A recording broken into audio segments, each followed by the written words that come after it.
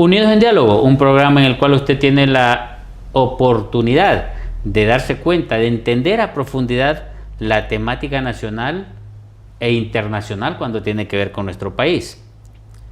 De una u otra forma, los hondureños tenemos nuestra cuota de responsabilidad en todo lo que nos pasa. No solamente se trata de señalar o decir yo no tengo la culpa o la culpa la tiene el vecino. Usted tiene su propia responsabilidad de lo que sucede en su casa y en su entorno. Ejemplo, con lo del dengue. Ejemplo, con otras enfermedades que si usted no va a buscar el servicio de vacunación, entonces usted mismo está perjudicando. Entonces, hay que entender que parte de la problemática en salud la tenemos nosotros como ciudadanos en cuota de responsabilidad. El Estado como tal, no los gobiernos, el Estado como tal tiene la responsabilidad de brindarnos, en base a los impuestos que nosotros como ciudadanos damos obligatoriamente o se nos quita de otra forma, a través de multas o a través de confiscaciones de cosas inadecuadas que hacen algunos ciudadanos, pues ese dinero entra a las arcas del Estado. Y la responsabilidad del Estado es mantener los servicios en condiciones adecuadas hacia la población. Lamentablemente, algunos de los funcionarios, no de este gobierno, estamos hablando de los 40 años que tenemos de estar siendo gobernados desde la década del 80 a través de comicios electorales y elegir nosotros a quienes nos gobiernan. Pues en ese periodo lo que hemos visto de una u otra forma es que los funcionarios no han entendido que la principal función es servir al pueblo hondureño y no como dicen algunos empresarios que se quejan porque hay aumentos salariales de los empleados públicos y no entienden que ese aumentito que se le da al empleado público es para ir a comprar a la empresa privada del dueño que está protestando, ya sea de los vehículos o ya sea de las casas o ya sea de los alimentos, pero todo ese dinero va a dar a la empresa privada a la vez. Y en este sentido, también la recolección de impuestos fortalece las arcas del Estado y por lo tanto el Estado es el responsable de una u otra forma de mantenernos el servicio de educación adecuado, salud, infraestructura, generación y estimulación del empleo a la población para que podamos satisfacer nuestras necesidades básicas.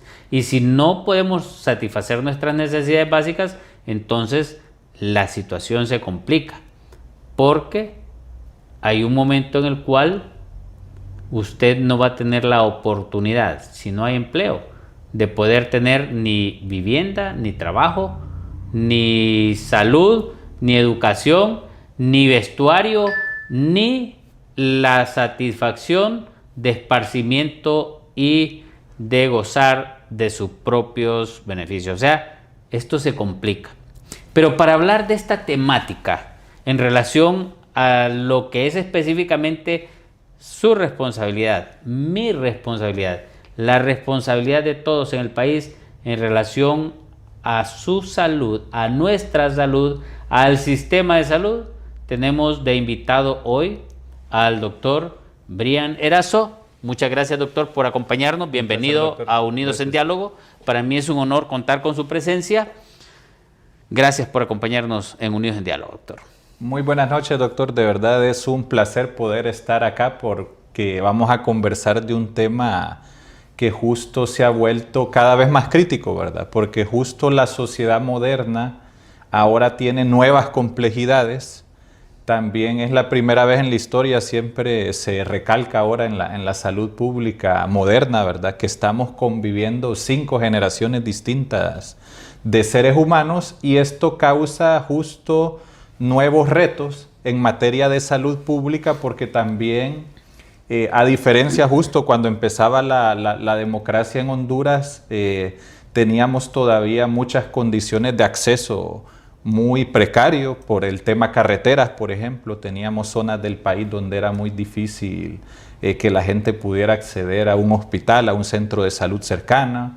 En aquellos tiempos también los médicos no eran tantos, pero ahora estamos transicionando hacia una época que hemos avanzado. Ahora tenemos suficientes colegas médicos en muchos departamentos como Cortés, Francisco Morazán, Olancho, Atlántida, con suficientes trabajadores de la salud. Tenemos como ser el caso que vamos a estar hablando hoy también del tema de las vacunas, que en el pasado también en los 80 era que Honduras no podía comprar suficientes vacunas.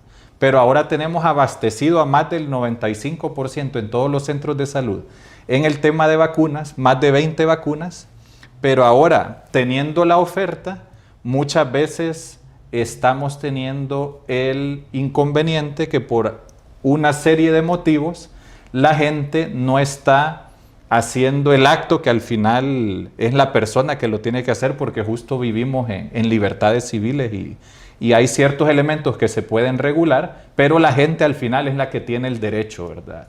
Y el deber justo de ir a un establecimiento de salud, acompañar a su familia, llevar a sus niños y niñas, que aunque tengamos un código de niñez, pero al final la decisión está en el padre, en la madre, de ir a vacunar a ese niño y niña. Y también nos pasa en la misma visita domiciliaria, que ahí vamos más allá, ¿verdad? Como Secretaría de Salud, como servicio público, que al final, como usted bien lo menciona, cada persona ya lo pagó. Yo siempre les digo, esa vacuna usted ya la pagó, solo es que la vaya a traer. Y a veces se la llevamos hasta en la casa, pero justo por muchos elementos culturales que vamos a ir platicando y barreras, desconfianzas que se fueron generando, la gente hoy por hoy no quiere abrir la puerta, ¿verdad? Y hay un fenómeno. Con la pandemia fue un problema eso de las vacunas. Exactamente, vino toda una constelación de desinformación con la pandemia, asociado también al decremento de la confianza institucional, porque en otra época la marca Secretaría de Salud tenía más peso de confianza. Lastimosamente, por todo lo que ocurrió en pandemia, se deterioró la confianza de la Secretaría de Salud como imagen. Eso no es algo que se recupera de un día hacia otro. Sin embargo, nosotros hacemos el llamado a la población a ir dando pasos, ¿verdad? A ir reorganizando las comunidades, porque también se perdieron las redes de participación comunitaria en salud en pandemia, justo. Ahí lastimosamente todos nos volvimos como células, ¿verdad? Y fue una conducta que quedó, es decir, cada quien quedó en su casa. Justo me cuido a mí, a mi familia, pero aquí nos protegemos, no dejamos entrar a nadie. Quedó toda esa dimensión del peligro de las comunidades y es algo que vamos a tener que ir rompiendo poco a poco, pero hoy por hoy nos está produciendo justo muchas barreras en el campo. Antes de que empecemos a profundizar, doctor, sobre la temática, nos gustaría saber otras cosas más. Por ejemplo, ¿dónde nació usted? ¿Dónde estudió sus primeros años y cómo llega usted a culminar su profesión como médico? Yo nací en Tegucigalpa, aquí justo en el Seguro Social de la Granja. Tuve una infancia que yo valoro mucho, que también tuve una mezcla porque mi familia es originaria de Santa Bárbara. Entonces todas las semanas nosotros íbamos a Santa Bárbara, entonces yo tuve tanto la interacción urbana de aquí de Tegucigalpa, pero también todas las fines de semana, desde jueves, viernes, también interactuaba con mi familia y las comunidades de Santa Bárbara, porque justo mi familia cultivaba café, que en aquellos momentos también era el auge de este cultivo, y Santa Bárbara siempre ha sido considerada también una joya en esa materia, en el café que produce. Tuve el privilegio, porque sí es un privilegio a nivel generacional de poder haber cursado a nivel de escuela y colegio bilingüe. Eso creo que me ha abierto muchas puertas, y posteriormente siempre tuve una curiosidad científica muy fuerte y también una vocación social muy fuerte.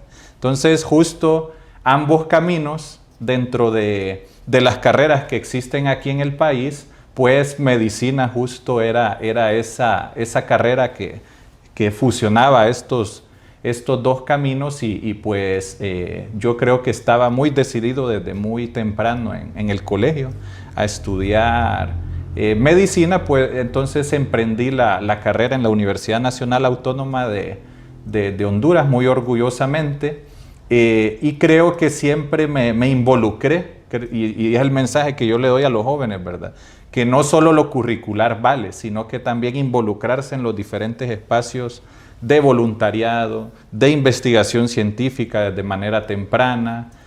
Siempre también tuve una espina por el trabajo comunitario y también estuve vinculado a asociaciones civiles desde muy temprano en la carrera. También me involucré mucho en la dinámica docente de laboratorio desde muy temprano en la carrera. Entonces creo que eso me abrió mucho la mente en primer lugar a nivel de la creatividad, pero también conocí mucha gente talentosa, me abrió muchos espacios y también políticamente empecé a militar desde muy temprano, sobre todo en el ámbito justo del movimiento estudiantil universitario. Creo que mi generación la marcó mucho el tema, que también va a ser un tema muy fuerte esta semana, del golpe de Estado, que creo que esos son hitos en la historia que justo llaman, ¿verdad?, a un despertar generacional, a una curiosidad también por la participación, por el quehacer político que se ha ido perdiendo también en la juventud, pero justo los jóvenes adolescentes de esa época, tuvimos como que nos movieron el piso, ¿verdad? Y justo eso puso sobre la mesa muchas discusiones, mucha reorganización también en la participación y creo que ese fue uno de los puntos también que me marcó mucho. Y justo reactivamos la organización en medicina que se había perdido porque lastimosamente hubieron algunas décadas oscuras en la universidad que no permitían mucho a los estudiantes organizarse y yo tuve la oportunidad de reactivar en esos elementos y también me permitió esto vincularme también con movimientos partidarios que justo yo empato más con ideologías justo más sociales, ¿verdad? Y justo bien el Partido Libertad y Refundación, un partido que albergaba más estos valores y principios de una causa social que para mí siempre ha empatado con el principio de la salud pública, ¿verdad? Que también yo me he orientado más en la trayectoria y en la formación de posgrado hacia la salud pública. He justo cursado también luego un posgrado en materia de bioestadística porque siempre me gustó la investigación y la epidemiología y la salud pública y justo esta disciplina también convergía en ambas ramas y también he estado involucrado en procesos de innovación en salud que creo que es algo que también puede potenciar mucho la salud pública moderna. ¿Cuánto tiempo tiene ser subsecretario de salud usted, doctor? Estoy haciendo equipo con la doctora Paredes desde febrero del 2024, es decir, vamos a cumplir más o menos año y medio. Excelente. ¿Y usted en ese periodo, con los conocimientos de salubrista, cómo ha ido avanzando en el área de su subsecretaría y después en el ámbito de toda lo que es la Secretaría de Salud? Sí, yo siempre tuve una interacción por los diferentes proyectos que me estuve involucrando con la Secretaría de Salud. Sin embargo, me sorprendió mucho eso, doctor, que la Secretaría de Salud en pandemia tuvo un deterioro institucional tal que muchos procesos estaban casi parados. Es decir, la pandemia, como fue un periodo de más de 2 años que todos los trabajadores de la salud se concentraron en esta temática y muchas veces también por malas gerencias que combinaban que nos concentramos en una sola cosa, se fueron perdiendo una serie de procesos. Entonces, a mí fue uno de los elementos que más me ha impactado fue eso, ¿verdad? Encontrar un diagnóstico de una Secretaría de Salud que estaba mucho peor que en décadas anteriores. Y justo fue por un deterioro crónico que tuvo.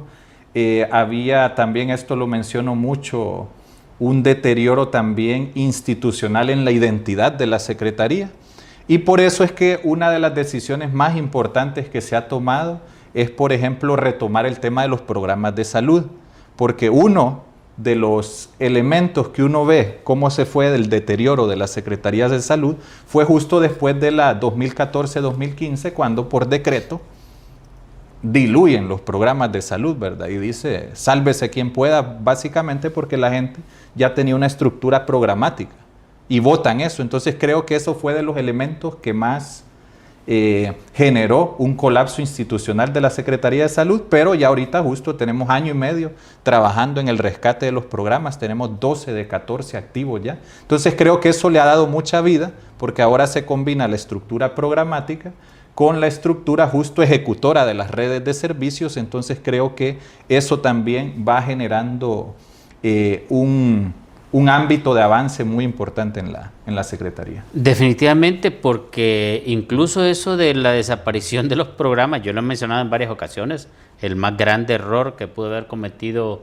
la administración pública en relación al área de la salud, que venía no gestionándose desde el 2014, ya de varios años atrás venía ese deterioro donde desapareció el programa de Chagas, de SIDA, de etcétera, etcétera, etcétera, que a la vez, como dice usted, descuidaba toda la red.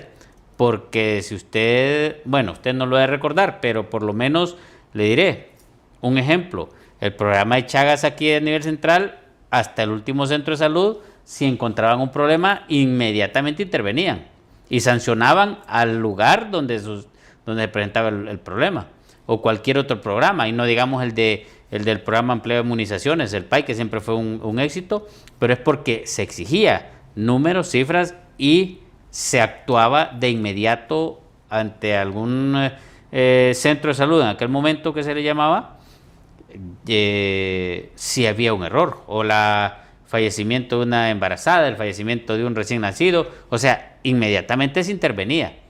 Y a raíz de la eliminación de los diferentes programas, es que el deterioro fue mayor, incluso el de salud mental, ¿verdad? Y todos los demás programas. O sea, eso, de una u otra forma, creo que es una buena decisión recuperar todo lo que son los programas en la Secretaría de Salud. Ahora, hay uno de los problemas que se percibe y es si se está recuperando esa red de los diferentes programas, habría que ver entonces ahora el problema de cada una de las instituciones que presta el servicio de salud.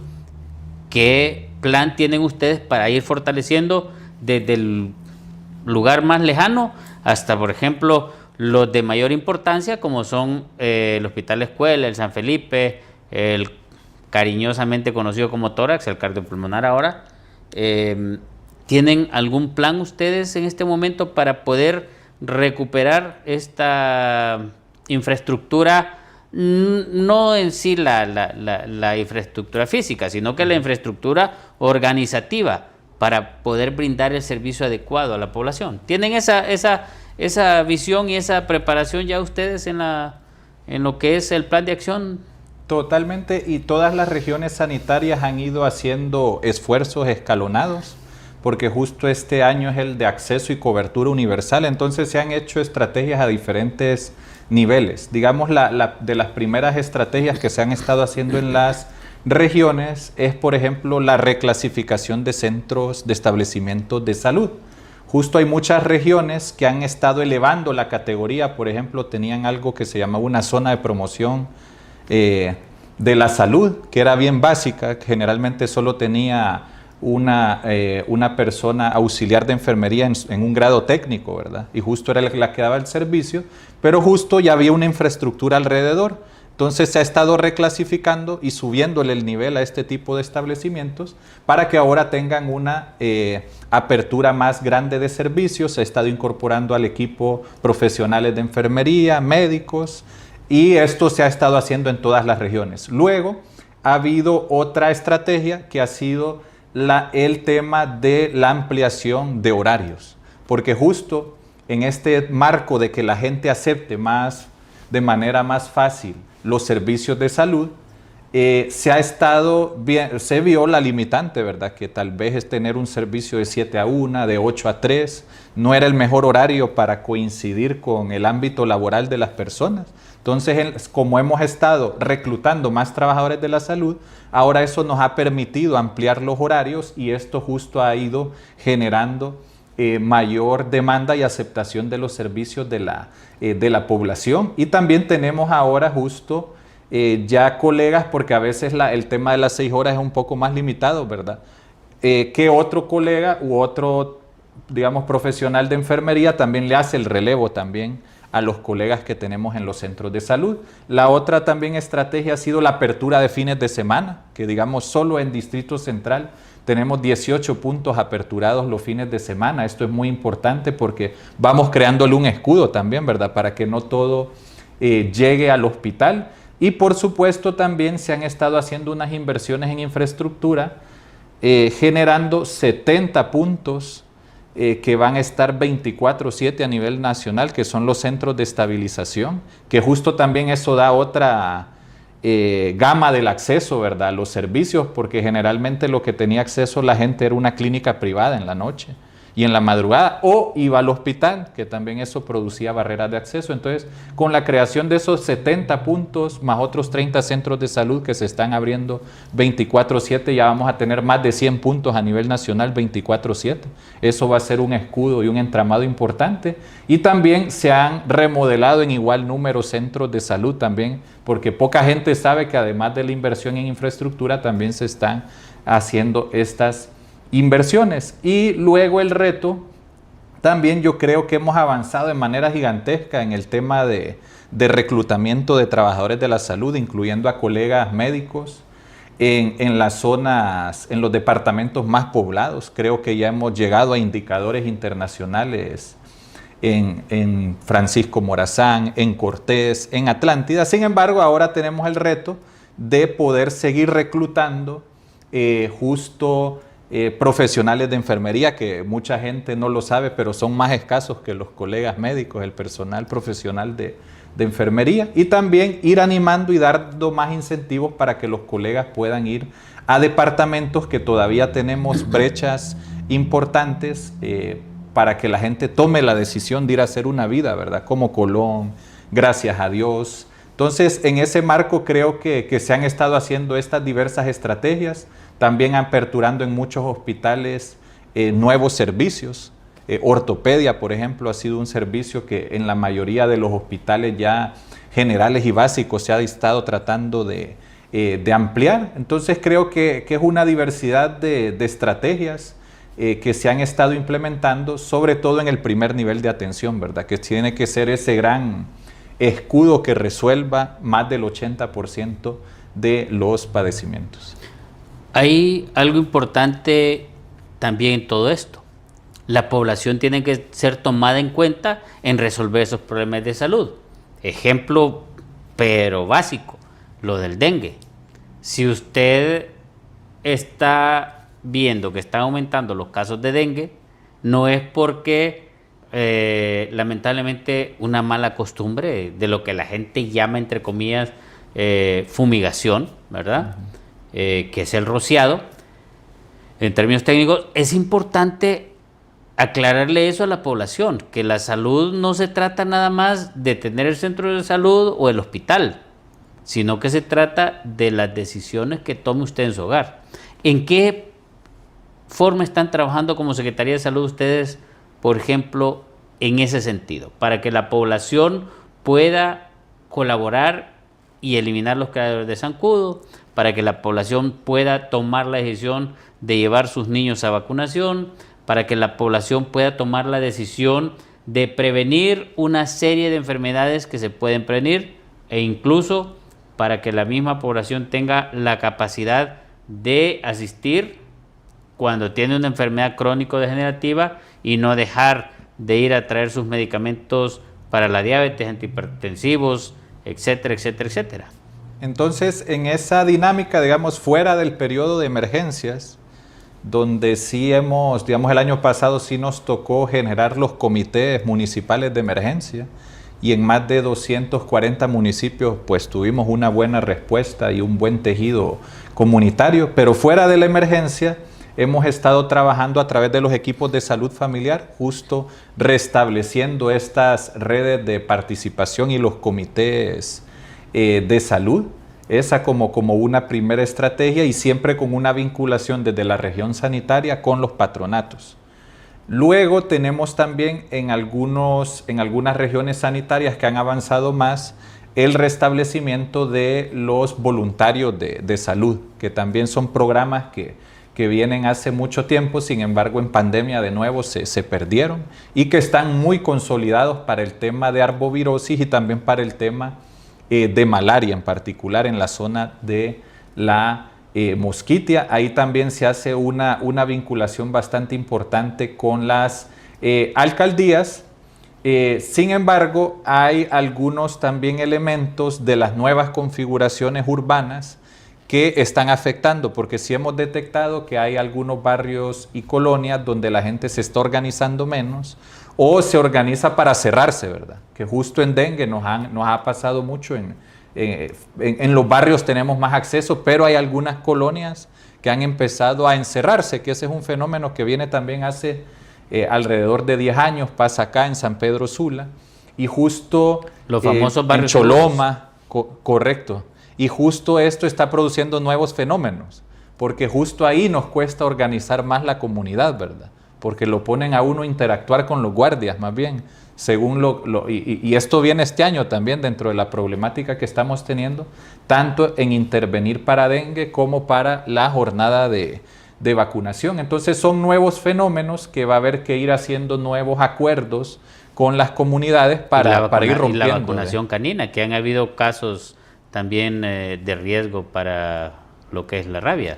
Totalmente, y justo ahí va a haber que ir haciendo pactos sociales nuevos con este tipo de organización comunitaria, ya que la organización comunitaria tradicional tal vez no responde a las mismas dinámicas que tenemos en este tipo de ciudades. Entonces, en ese marco sí va a haber que ir haciendo un trabajo también de la mano con las otras instituciones, que también otras experiencias que hemos tenido es el establecimiento, por ejemplo, de comités de niñez, que es un tema muy sensible para la comunidad. Entonces ese ha sido otro punto de consenso y se ha activado en más de 100 municipios, por ejemplo, porque creo que la sociedad puede tener muchas diferencias, ¿verdad? Pero hay temas como la niñez que sí nos unen. Entonces ahí también hemos logrado a través de estos temas que nos unen poder ir teniendo un respaldo social más importante e ir avanzando.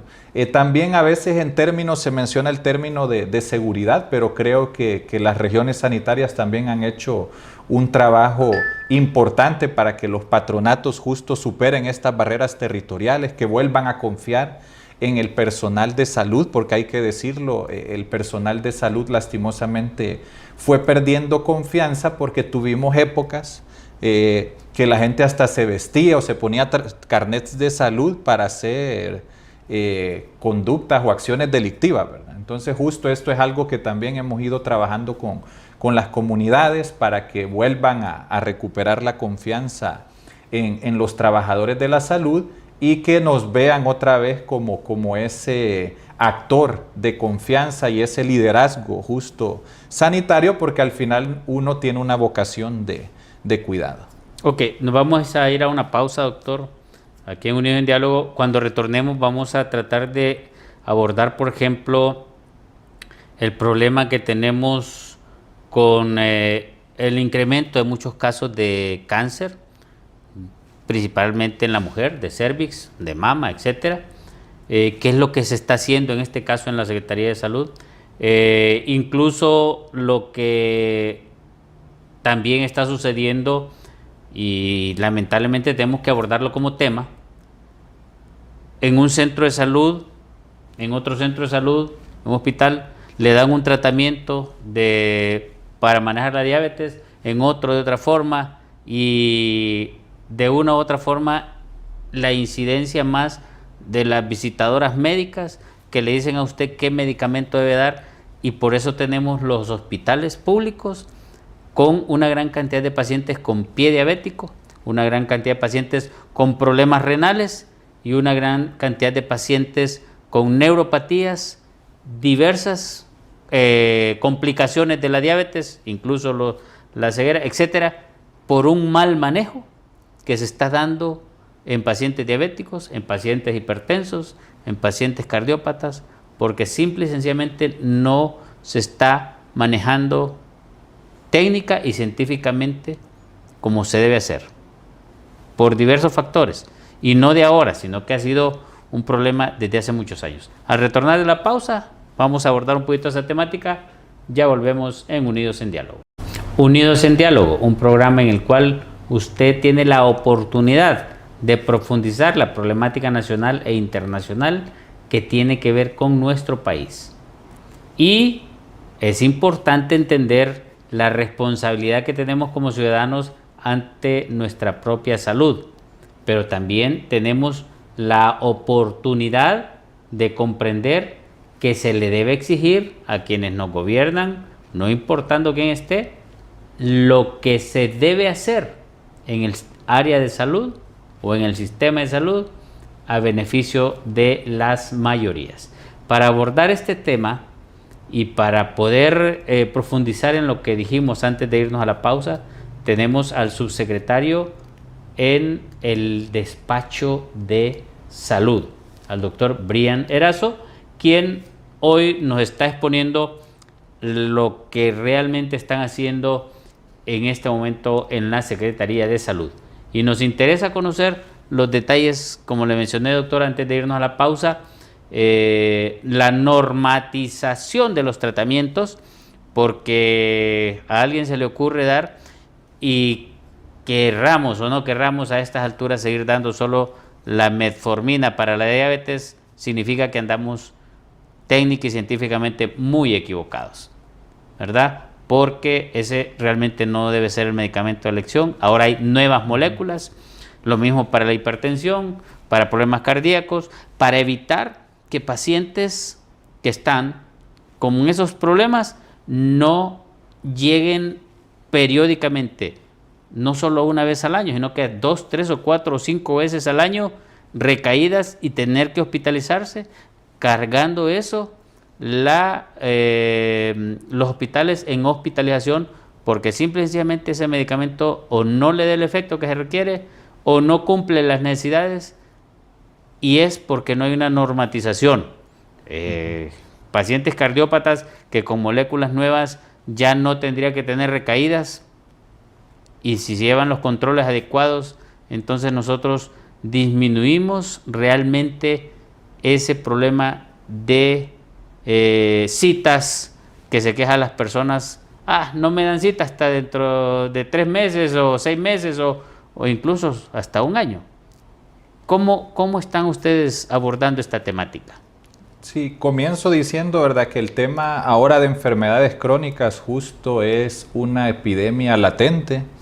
Si ya la población ha ido desarrollando una serie de conductas para protegerse de las enfermedades transmisibles, sin embargo, con las enfermedades crónicas todavía la población está expuesta, ¿verdad? Porque nadie también ha enseñado a generar un proceso de cuidado, porque justo en ese marco para nosotros ha sido muy importante ir generando el marco, por ejemplo, de promoción hacia la nutrición, que ahí también volvimos a crear el programa de nutrición y salud, porque básicamente en todas las enfermedades cardiometabólicas, aún el cáncer ahora se está viendo en la enfermedad, en la evidencia, la enfermedad renal crónica, la base es nutricional, ¿verdad? Cómo nos estamos alimentando. Entonces ahí el programa ha estado generando diversas intervenciones de promoción, y a la par también hemos estado haciendo algunos instrumentos regulatorios, que ahí está en segundo debate en el Congreso Nacional,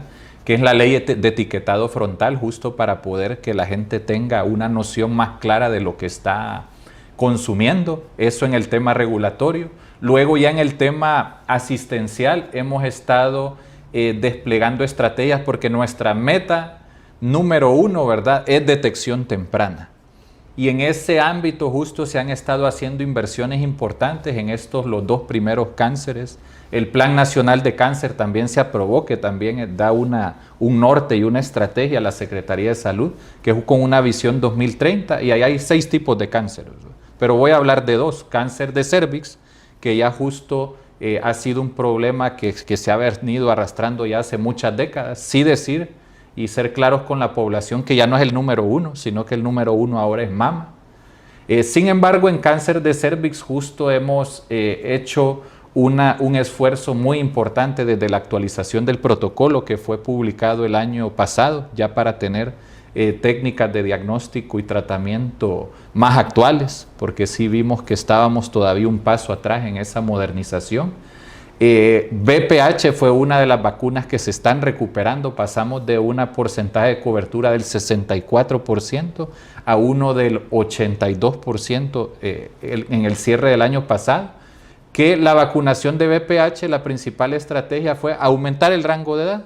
Teníamos antes cerrados en 11 años, vimos que había mucha barrera en eso, y se aperturó de 11 a 15 para que quienes no habían alcanzado la oportunidad de vacunarse, justo lo hicieran. Luego se ha estado invirtiendo, este año se van a invertir más de 20 millones de lempiras en pruebas de autodiagnóstico para VPH, para detección de virus, una prueba más sensible, más cómoda para las mujeres. Eso nos va a permitir justo tener diagnósticos arriba del 90%, es la meta, en etapas tempranas, porque justo lo que teníamos era más la citología, que eso es un problema logístico, ¿verdad?, en el país, y justo se demostró que tiene muchas barreras. Se sigue haciendo en muchos ámbitos, pero vamos avanzando a métodos más modernos. Inspección visual también, capacitar a los colegas en inspección visual, en colposcopía. Se ha estado invirtiendo en mucho equipamiento asociado a colposcopios, que son técnicas también que nos permiten ver de una manera más precisa estos padecimientos. Y el otro es el tratamiento, tener tratamiento en primer nivel de atención, termocoagulación. Creo que este año vamos a invertir, ya se invirtieron en más de 50 puntos el año pasado, vamos a cerrar con más de 100 este año, para que justo tengamos en los centros de salud capacidad para que si estamos detectando de manera oportuna, ahí nomás nadie se nos vaya sin el debido tratamiento. Y luego en mama se ha estado expandiendo la capacidad también de diagnóstico a nivel de mamografía. Se ha inaugurado justo al cierre del año pasado, entraron los mamógrafos para La Ceiba y Olancho, que son poblaciones bastante considerables y que no tenían un servicio accesible. Y ahí es lamentable decirlo y da mucho dolor esto como funcionario público a veces, ¿verdad?, que nosotros encontramos servicios de cáncer básicamente colapsados a nivel, por ejemplo, de la radioterapia, que ahí ha tocado hacer con la mayor responsabilidad las inversiones, ¿verdad?, pero son inversiones que nosotros mentiríamos decirlas que las vamos a hacer en 3 o 6 meses, que creo que ese fue el error en el pasado, ¿verdad?, que se prometían cosas en meses que con toda la responsabilidad toman un tiempo, ¿verdad?, porque hay que entrenar personal, porque hay que invertir. Se tuvieron que hasta capacitar ingenieros en construir este búnker que se está haciendo en el San Felipe, porque en lo público nunca se había hecho. Hay que hacer los procesos de licitación, tienen que venir certificadores, que nuestro gran certificador ha sido el Organismo de Energía Atómica, ha hecho más de 10 visitas para este tema del búnker. Sin embargo, vamos a poder decir ya en el segundo semestre de este año ya entregarlo, ¿verdad? Sin embargo, ha sido un proceso de años, pero justo va a ser el equipamiento más moderno, creo, en toda Centroamérica a nivel público, a nivel del acelerador lineal que vamos a tener ahí, y se está gestionando otro para San Pedro Sula. Entonces, si nos fijamos, hemos estado teniendo una estrategia multinivel y, por supuesto, en la formación de recurso humano. Se ha estado justo aumentando los cupos y las becas en patología, que es un cuello de botella. La patología, no tenemos suficientes patólogos en el país, y estamos buscando espacios para poder formar y becar más oncólogos, también médicos, porque el país ha avanzado en oncólogos quirúrgicos. Sin embargo, no tiene, y hasta nos quedaron algunas plazas desiertas el año pasado en el concurso de especialistas para oncólogos médicos. Ya se jubilaron la mayoría de oncólogos médicos clínicos. Ahora, hay un problema en esto de de la capacitación de recursos. Y tienen que revisar porque hay un problema serio en los que se están formando en oncología quirúrgica. Desde la promoción donde estaba, creo yo, el doctor Pinto, hacia atrás, muy buena formación. De Pinto para acá ha deteriorado el sistema. No es que él, porque él no ha sido yo le digo porque es el que conocemos como buenos oncólogos quirúrgicos. Pero hay otro problema que en lo personal se lo voy a decir. A mí me llaman con frecuencia al programa de salud que tenemos en este programa, quejándose del maltrato que algunos cirujanos oncólogos le dan a la población. Incluso le dicen, ¿para qué venís si ya solo tenés una semana de vida? No te vamos a hacer nada porque ya te vas a morir. O sea, es más, la semana recién pasada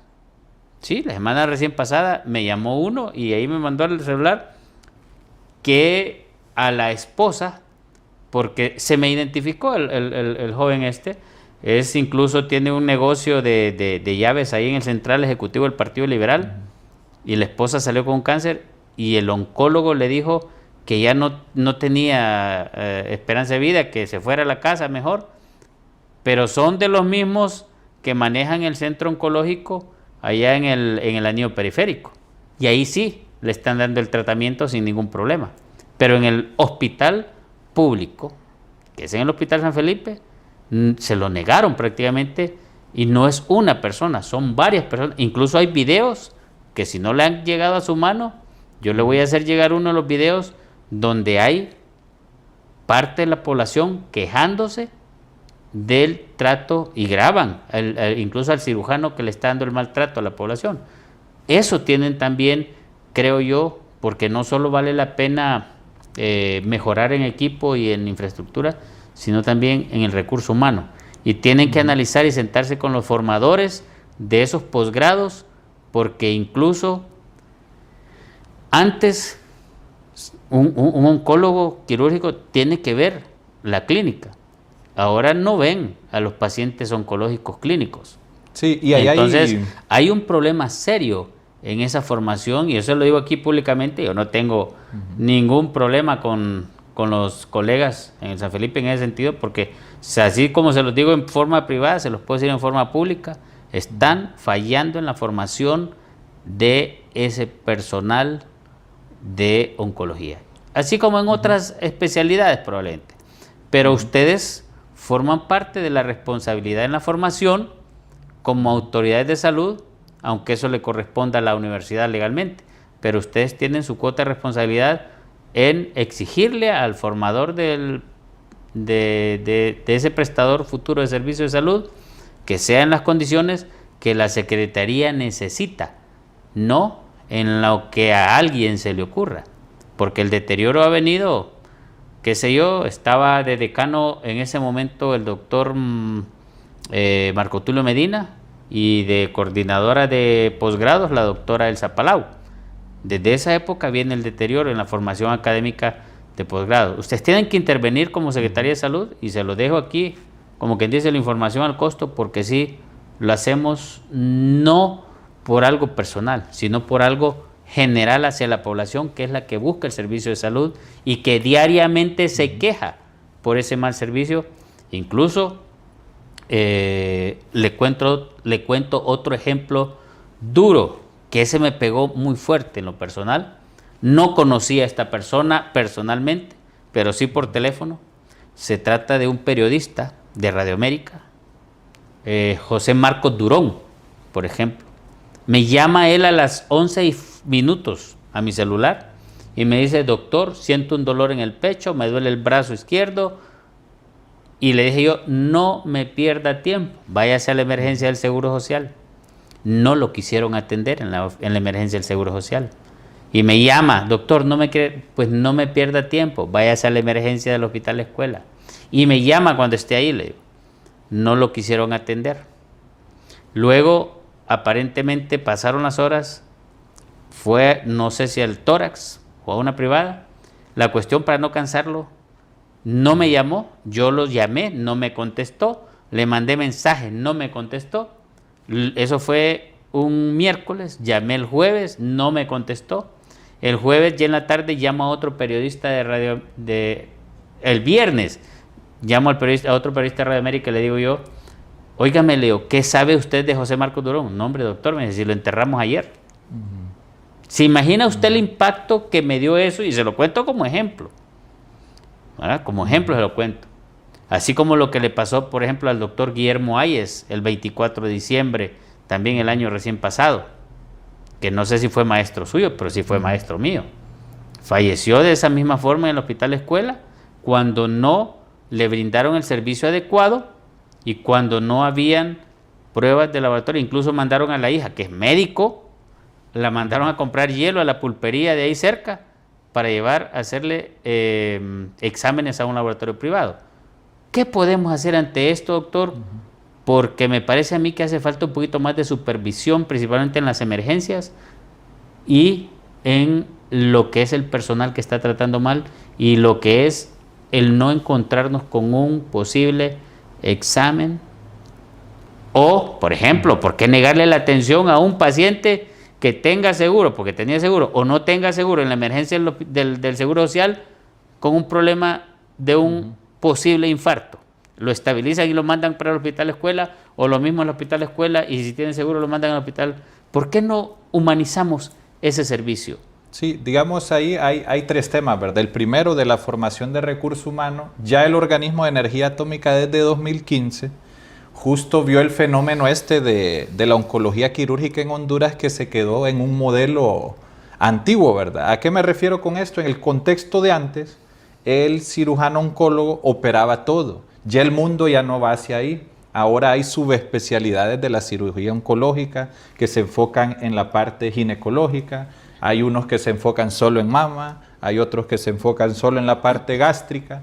Sin embargo, y hay que mencionarlo, y nosotros lo hemos dicho en los diferentes espacios, lastimosamente, la universidad se quedó, y no solo pasa en los posgrados, en una época anterior. Yo pongo el ejemplo de la carrera de medicina, ¿verdad? La carrera de medicina no se actualiza la currícula hace 37 años en la Facultad de Ciencias Médicas, ¿verdad? Yo siempre pongo sobre la mesa que se quedaron en una época de la Guerra Fría, casi todavía estábamos en Guerra Fría en ese momento. Y lo mismo le ha pasado a la mayoría de posgrados, ¿verdad? Digamos, el de oncología quirúrgica creo que tiene más de 20 años en el país. Han estado en procesos de reforma, pero cuesta que se concreten en el marco de la burocracia universitaria pública que también existe, ¿verdad? Porque nosotros como Secretaría de Salud, y somos transparentes el día de hoy, hemos dicho a todos los niveles de la universidad, en algunos ámbitos que son críticos como esto,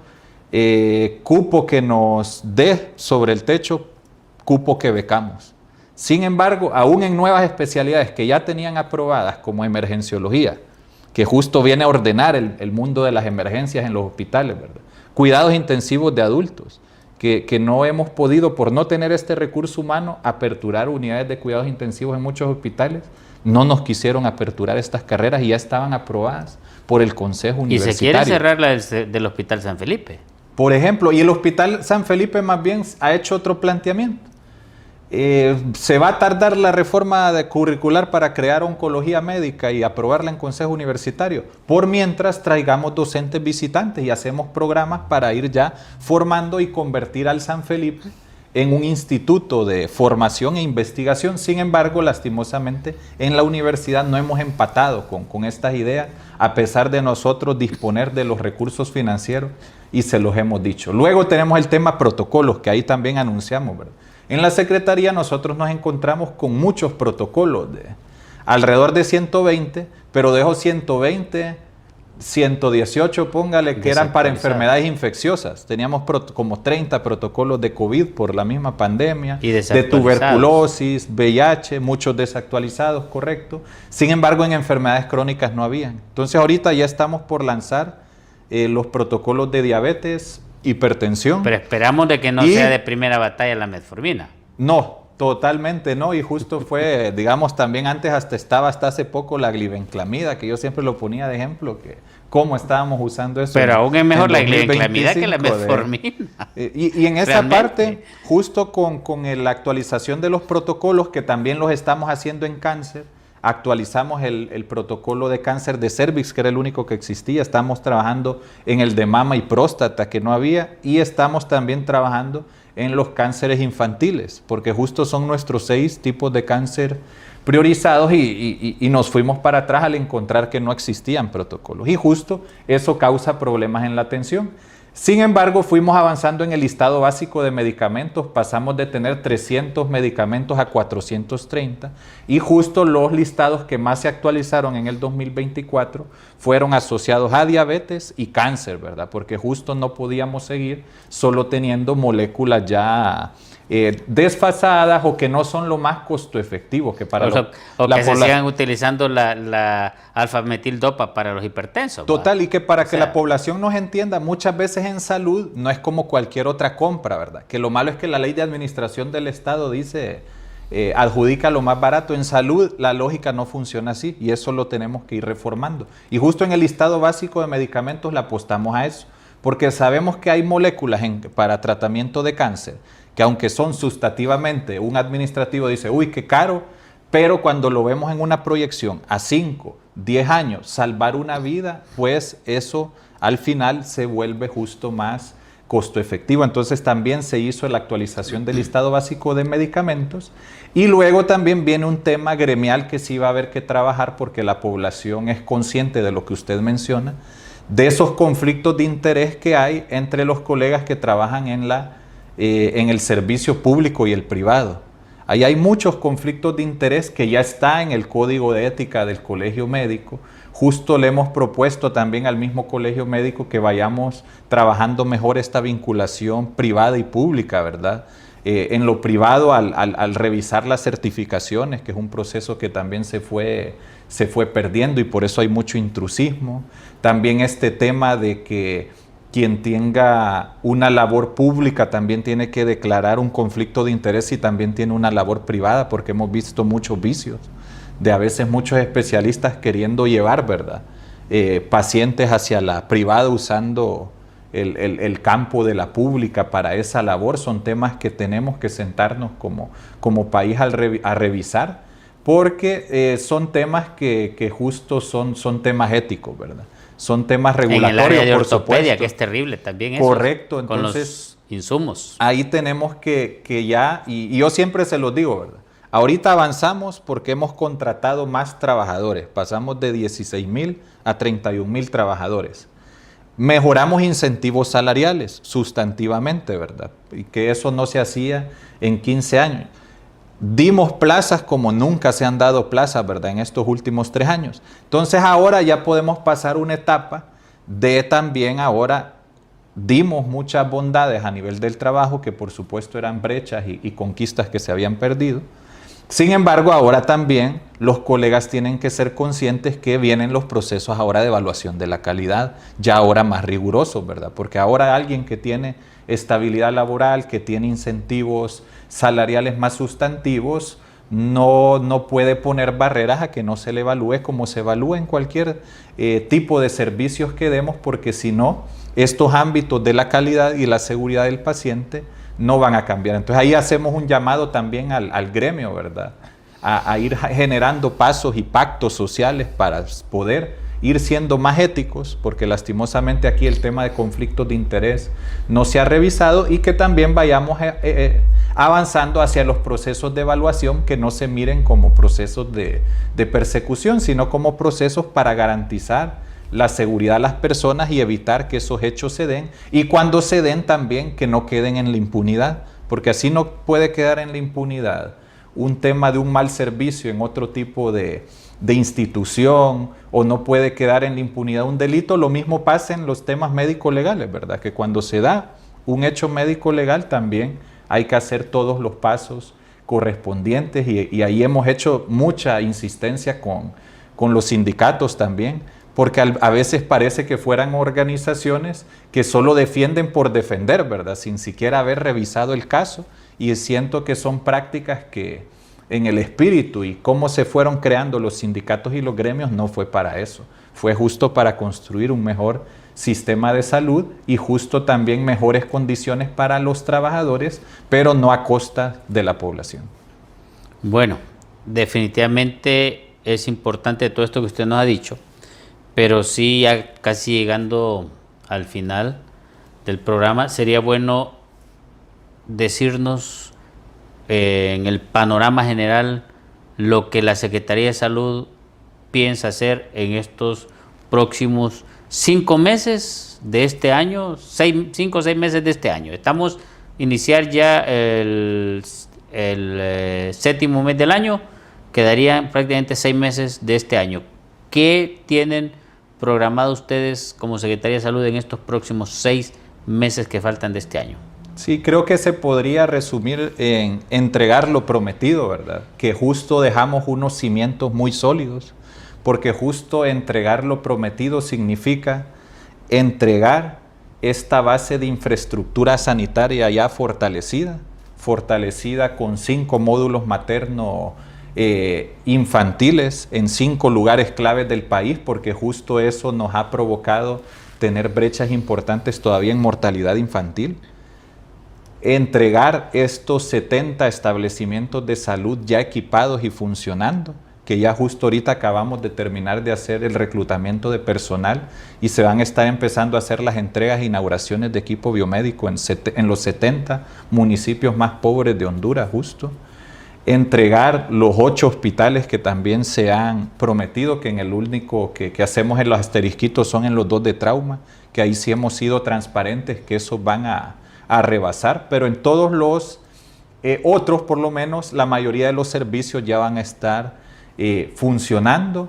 Y luego tenemos el tema... ¿Dónde van a estar esos 8 hospitales? Los hospitales tenemos ya el más adelantado es el de Ocotepeque, por ejemplo, en Ocotepeque. Luego tenemos el de Olancho, en Salamá Olancho, en el norte de este departamento. Luego en los 2 de Islas de la Bahía, que va a haber uno provisional y luego uno definitivo. Por supuesto, el provisional fue una obra mucho más robusta, entonces se va a usar también luego para otro tipo de ámbitos de los servicios, aunque luego aperturemos el siguiente. Uno que ha avanzado de manera muy rápida, que justo se le adjudicó a una empresa china, ha sido el de Choluteca, que justo podemos anunciar categóricamente que por eso se entrega este año, porque han demostrado una eficiencia a nivel comparativo muy, muy avanzada. Y luego tenemos otros que van un poco también en calendario, pero como también en tamaño son muy fuertes y tienen algunos servicios que se fueron fortaleciendo. Está Santa Bárbara y Colón también, que yo siempre pongo el ejemplo de Colón, que ese hospital está desde el huracán Fiji, fue un hospital que fue construido más bien provisionalmente para ese huracán y esperamos ya en enero del otro año pues tener ya algunos servicios aperturados de este hospital. Y luego el Laboratorio Nacional de Vigilancia, que también la gente creo que solo mira ya muy avanzado la obra, ¿verdad?, frente al Hospital General San Felipe, y ya esperamos estarla entregando también en este segundo semestre en conjunto con el búnker también oncológico del San Felipe. Entonces creo que esto va a dejar un cimiento de infraestructura bastante importante. A la par de esto se están remodelando más de 70 centros de salud, y también el tema de recurso humano, ¿verdad?, que justo es terminar de generar estabilidad laboral para el recurso humano. Entonces, si se fijan, vamos a tener 2 cimientos muy importantes y, por supuesto, a la par de esto, la consolidación también que hablábamos normativa, ¿verdad?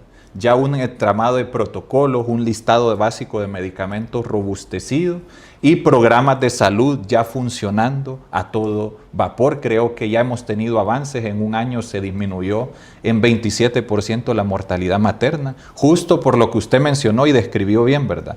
Un programa que tuvo la verticalidad de hacer un monitoreo, una evaluación, estar encima de los comités de salud materna en cada departamento del país, y eso nos ha dado justo estos indicadores ahora, y así lo vamos a ir viendo en cada uno de los programas de salud. Muchas gracias, doctor. Para nosotros es un honor haberlo tenido. Ahora yo le quiero decir a usted lo que para nosotros significa Unidos en Diálogo, porque aquí creemos firmemente que el diálogo sincero y la participación ciudadana son las herramientas clave para poder construir un futuro más justo y próspero para todos y cada uno de nosotros hondureños. Hasta el siguiente programa, Unidos en Diálogo.